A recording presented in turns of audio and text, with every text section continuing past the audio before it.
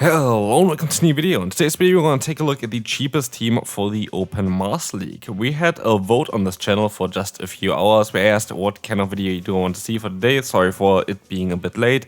It is what it is. We're going to have here a team with no legendary Pokemon and also 3 Pokemon that have been available on Community Day. So if you play the game, you're definitely going to have this Pokemon already.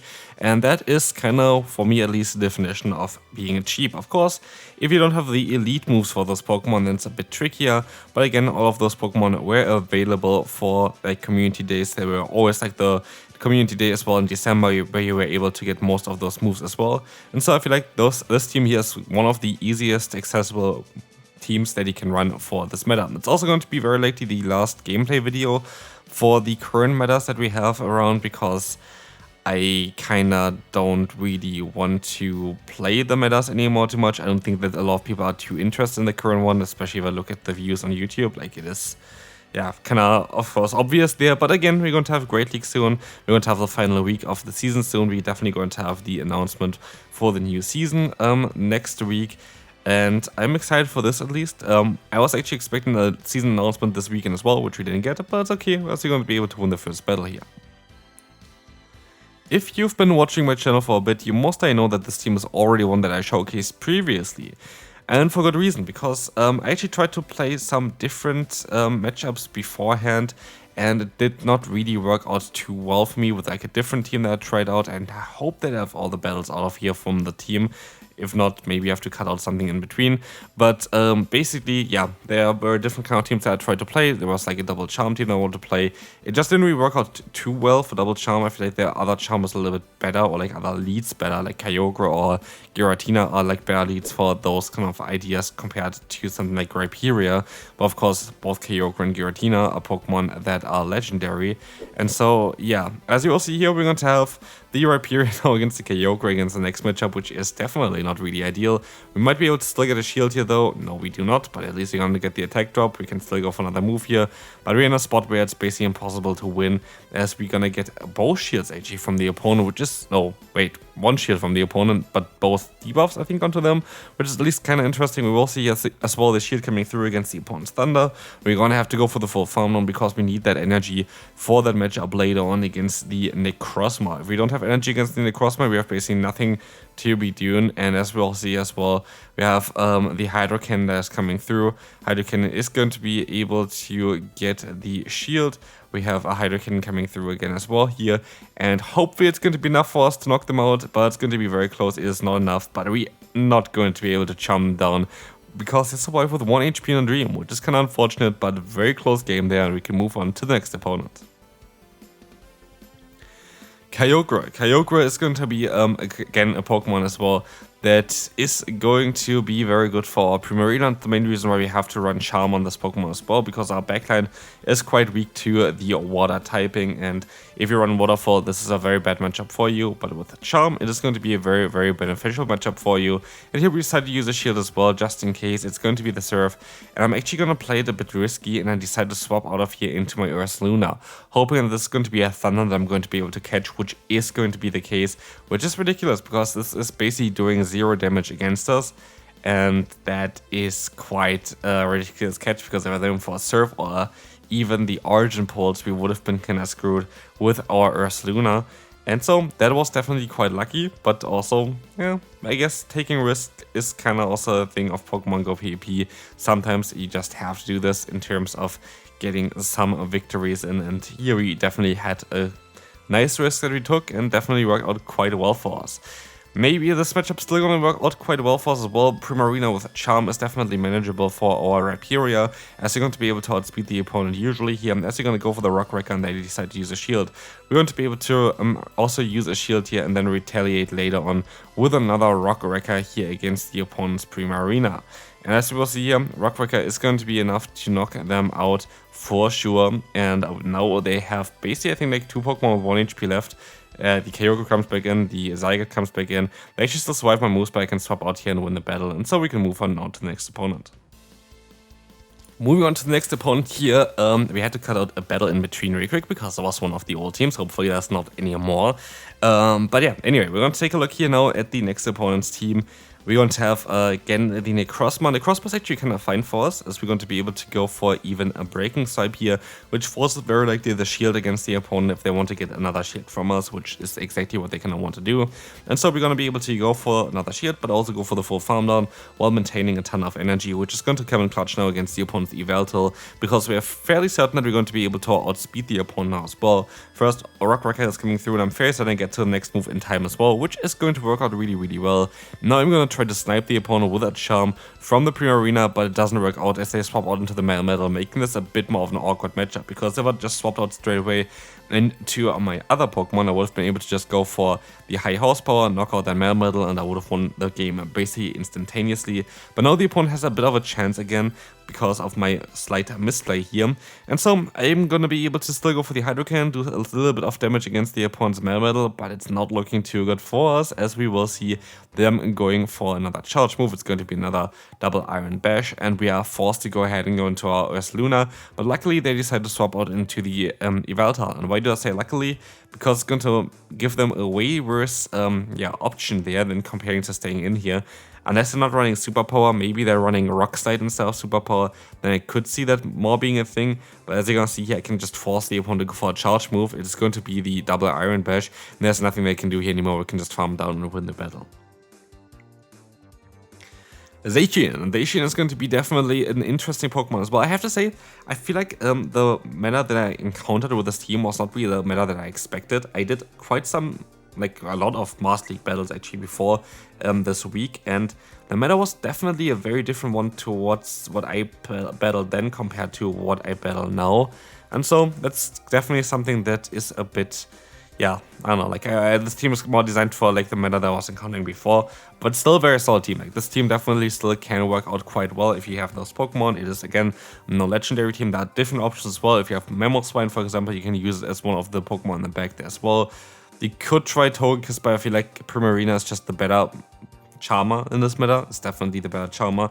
Just basically the typing is like very, very important for it as well, because you're going to be able to bait out potentially something like the Palkia, and then you're going to be able to just align your own Primarina later on and just fully farm them down while taking only resisted damage or double resisted damage against you, which is kind of really nice. And as you can see here, the opponent's going to be able to catch the move on the Zacian, making it a very difficult matchup for us to still win. I'm going to swap out into the Rhyperior, getting a ton of energy here. And I'm still going to try to do my best here by getting to those breaking swipes. If I get a debuff here, I'm actually in a very positive position to win this battle. We do get the debuff here straight away, which is actually quite decent for me. That's at least what I thought. But they are a little bit, I don't know, too healthy at this point, and that is not ideal for me. I'm going to go for another breaking swipe. That's going to force the shield from the opponent guaranteed. But we're gonna get another attack drop, which I don't really think going to matter, but I'm not too sure. Like, they don't really have as much energy yet. And so, Sensei Storm going to knock us out, we can go for the full charm down, and we're gonna now move on to the next opponent. Morris can be definitely a pain. Like, this Pokemon is, in my opinion, literally the most strongest underrated Pokemon in this meta, but like nobody has this Pokemon anyway, because it was only available for like 1 day. Actually, it's gonna be available very, very soon again, in like 2.5 months or something like this, in February. Well, also the last time available for the 14th of February there, of course, for Valentine's Day. And so not a lot of people have like a good one, and then you also need most of the times Rex Alkane to even build this Pokemon. But currently it is one of the strongest Pokemon to run in the Open Master League, having access to Grass Knot to counter all of those water and ground type Pokemon that lead everywhere, and also Flyer plus Fairy Wind is ridiculous, makes it a very, very strong Pokemon, and most likely the strongest that you can currently run as well. Like, it has just so much play. It is literally just so much play. It beats basically Primarina thanks to Grass Knot, beats the Rhyperior thanks to Grass Knot, has great neutral matchups against basically every single Pokemon there in the meta as well. The only Pokemon that really hard towards it, I guess, is going to be Dialga, but even then the fast move's just going to add up over a bit as well. Moving on, we're going to have here Zacian against us. Zacian is going to be a Pokemon again that's going to be a bit tricky to deal with, and we're going to try our best to go for Hydrocan. I was really hoping that this was actually a CMP type because it didn't look like it. They're going to go for the Wild Charge here, and we're going to go ahead and go for the Hydro Cannon. It was luckily a CMP type, which is going to be great for us, and we can try to do our best basically to fully farm them down, and they decided to go for another Wild Charge. And they're likely going to swap out of here. They're going to swap out into the Dialga, which is going to be okay for us. We're going to still do some solid damage, and the fast moves are double resisted. The charge move is only neutral, thanks to the part of water typing, which is mainly the reason why Primarina is so strong. Like, there are other Charmers as well, but like being a water and fairy is one of the best defensive typings in the game right now, making it such a big threat for the current meta. As we will see here, we're going to still get to a move against the opponent's Dialga, which is quite important, because now we can go for the full tackle down, I would assume, with the Ursaluna. That's going to be great. In comes now the next opponent's Pokemon being, let's see what it's going to be actually. It's going to be the Zacian again. We're going to try our best to get to the Swift, and we can get to the Swift in time, which is very likely going to be enough to knock them out as well.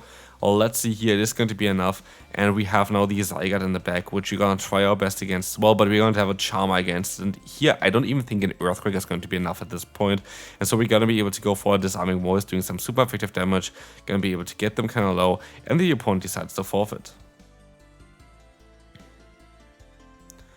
And Amora is going to be next again here in the lead. Maybe this time around you're going to be able to deal with them a little bit better.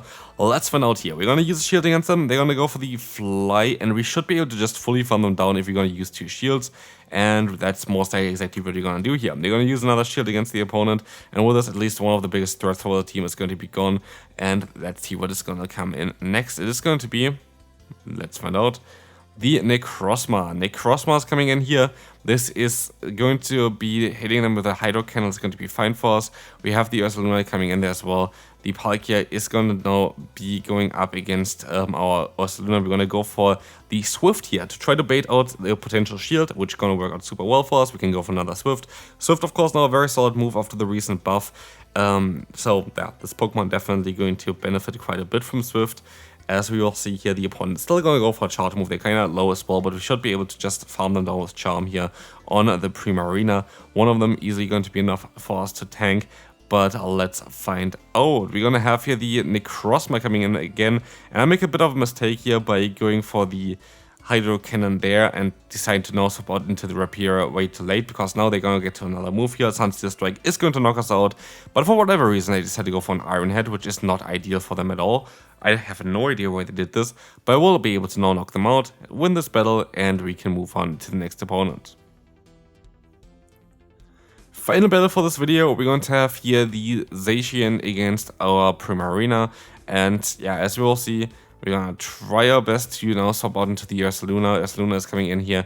It is going to be close combat time, most likely. Yep, it's going to do still a ton of damage, but we can shield up the next one if we want to keep alignment. This forces the opponent to guarantee swap out, but we have a ton of energy on our lead. In comes Landorus, and that's actually not a bad matchup, and this is the main reason why we use Ursaluna as our safe swap, because Swift plus Tackle is actually adding up quite decently, as we're going to get the shield from the opponent as well. That's going to be cool, as we can even get another Swift off, forcing them to take a lot of damage here, I would imagine. And they're down now into the red health, and like that is kind of ridiculous, because Tackle plus Swift is really underrated in the current Master League meta. Like, Ursaluna is one of the best stat products basically in the current meta. Like, this Pokemon is insanely strong and kind of underrated just because people just don't trust Tackle, which is kind of fair. Like, who would think that Tackle is going to be great in the Master League format where you have like all the legendary Pokemon around you? That's kind of silly, to be fair, but I kind of like it. Anyway, we're going to see here the Rhyperior. If we would have got the debuff there, I think maybe we would have had a little bit of a better play as well. But as you will see, the opponent goes for the Aqua Tail. That's going to be okay. We are still forced to go for the Breaking Swipe, which they might want to use a shield against. Let's find out what they do. They decide to let them move go through, actually. In comes again the Zacian. It's going to be a very tough matchup for us to win. We have the Breaking Swipe coming through. This is hopefully going to need the debuff onto them. It does not, but to be fair, it doesn't really matter too much, and we can still at least go ahead and go for another Charge move. And they try their best, at least here, to get as much energy as possible. It doesn't work for them, as you can fully farm them down. This is going to be it for the video. Hopefully you enjoyed this one. If you did, feel free to leave a like, and I will see you then.